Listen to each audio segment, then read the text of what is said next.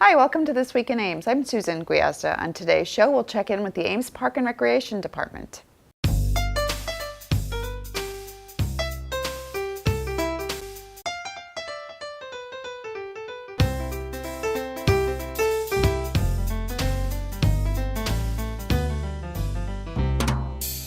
My guest today is Kelly Unlid, Recreation Superintendent with the Parks and Recreation Department. Kelly, welcome to the show. Good morning, Susan. Thanks for having me today. Well, it's always good to have you here when we have a change of season, which we have one coming up soon. With the change of seasons, we have a special thing that comes in your mailbox. Yes, we have the Programs and Facilities Guide. I believe it was mailed out to all residents last week. I know I got mine at home early last week, so everyone should have it hopefully by now. Well, and if you have kids in your household, it's something they all look forward to. Everybody wants to look at the new offerings. Fall and winter can seem like a slow time of year in Ames where the weather gets cold quickly, but if you look through that catalog, you'd never know it by all the offerings. Absolutely. There is something for everybody in the fall and winter, from youth sports to youth activities to adult sports and activities to fitness classes to drop-in programs. Not to mention our facilities. Homewood's still open for golf, the ice arena with events, public skating, drop-in hockey. So there's definitely something for everybody in Ames. And the age range, you can see things for small children with the drop-in top program to our seniors can remain active through the next 2 seasons. Absolutely, all ages, even the little ones, 6 months for parent-child swimming lessons, like you said, all the way up to the fitness classes for older adults. Now, I guess before we get too far into the fall, we should talk about the facilities that are still open for the remainder of the summer. We have an early start to school this year, but we still have facilities open, including the very popular Furman Aquatic Center. Correct. The Furman Aquatic Center is currently open. We will be open through Labor Day, Monday, September 1st, and then we'll close after open swim that night. Starting Thursday, August 14th, when the Ames school starts back into session, we start on our back to school hours, which will be Monday through Friday. We'll be open 11 a.m. to 1 p.m. for adult lap swim, water walking, and tot time. And then open swim will be 5 to 7 p.m. And then on Tuesdays, Thursdays, we will still have adult water walking from 7 to 8 p.m. On Saturday and Sunday, we'll remain our regular hours, 11 a.m. to 1 p.m. for adult lap swim, water walking, and tot time. And then open swim will be 1 to 8 p.m. So that starts next Thursday. That's really coming up soon, and I'm really glad to see that Furman has become so flexible with the hours. I remember at one point when the back to school season started, we stopped with the tot time. I got a lot of feedback that there were a lot of young kids out there that were not in school and still needed that outlet for recreation. And of course, it's still warm in August. Absolutely, absolutely. We're happy to have that option for the adults and the tots to come out from 11 to 1 and still get their workout in, or enjoy the time with their family. So, yep. Yeah, I know some of the some parents with younger children don't have older children in the school district and don't even realize that whole change goes on. I know it's an issue for staffing. How are you doing this year? Yeah, we're looking pretty good. The aquatic coordinator, Jill Bird, is working hard on making sure we're fully staffed. We actually just had a recert this past weekend on Sunday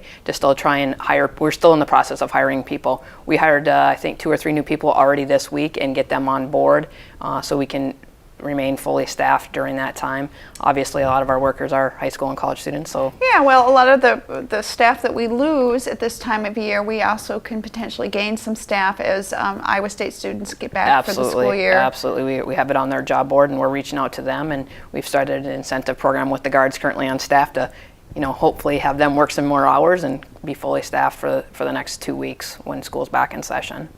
Okay, so up until September 1st, you still have an opportunity to hit Furman Aquatic Center. Don't let the summer go by without going to that facility. It is just awesome. Absolutely. And now we have, as we transition into fall, a lot of different activities in the book. I was looking at it earlier. You and I were talking about it. Some fun things planned. Some monthly family activities, something new. I was very excited to read about that. Yeah, we got feedback from the customers that they wanted one-time events where they could just come in and do an event with their family one time. It wasn't a long-term commitment. So we looked at some different ideas, and we have some fall special events planned. And transitions into the winter and spring also. We tried a couple programs this spring, and one went really well, the flashlight egg hunt. The second one, unfortunately, we didn't get the numbers, but we're really going to push it this fall. And the first one will be in September with a fall scavenger hunt. We're just working on the details right now, hopefully throughout the parks.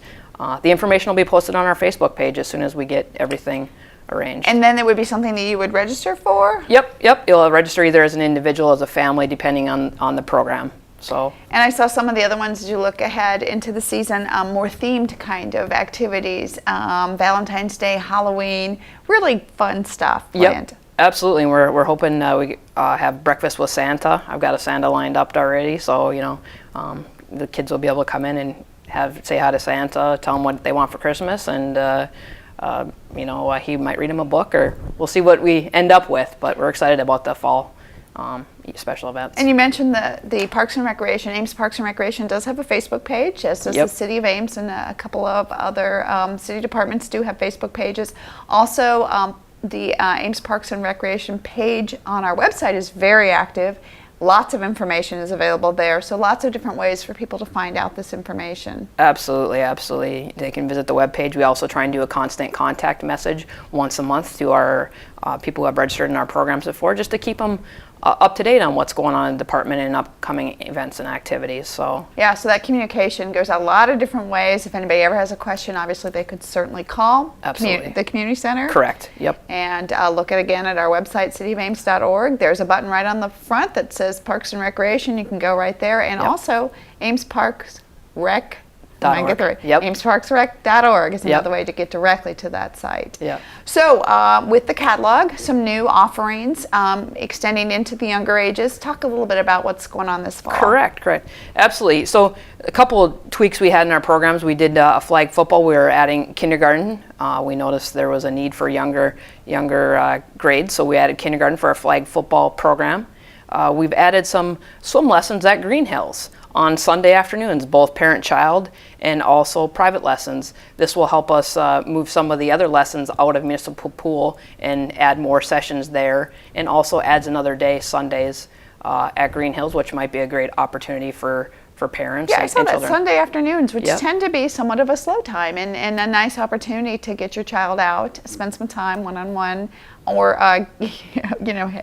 either you with them or them with an instructor. Right. Good way to do it. Absolutely. So we're excited about being able to branch out to Green Hills and more opportunities for some lessons at municipal pool, because we'll be taking some of those lessons out of there.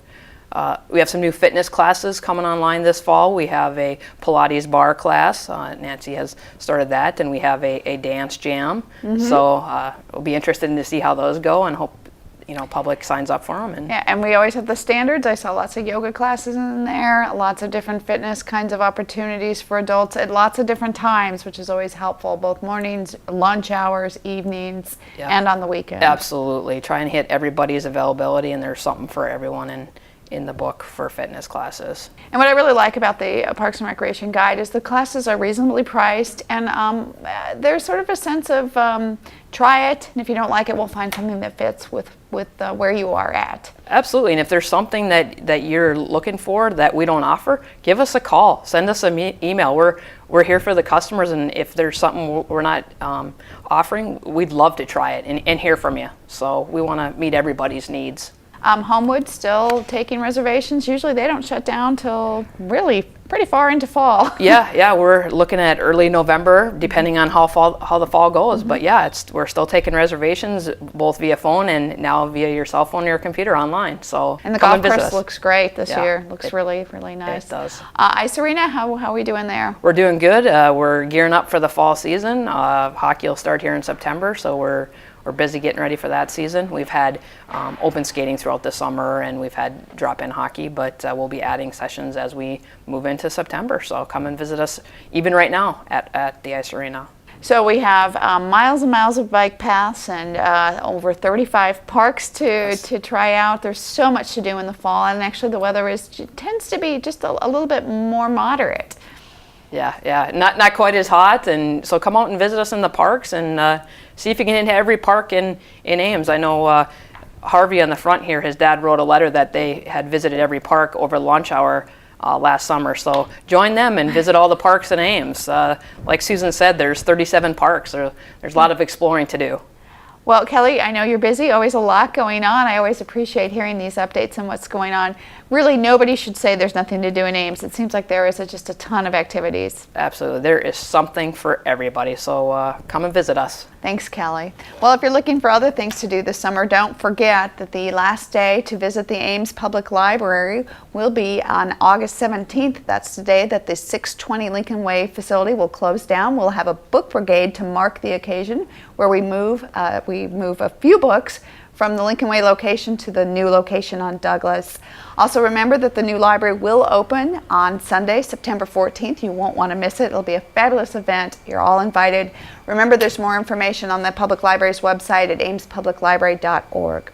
Well, that's our show for today. Thanks for watching, and tune in next week for This Week in Ames.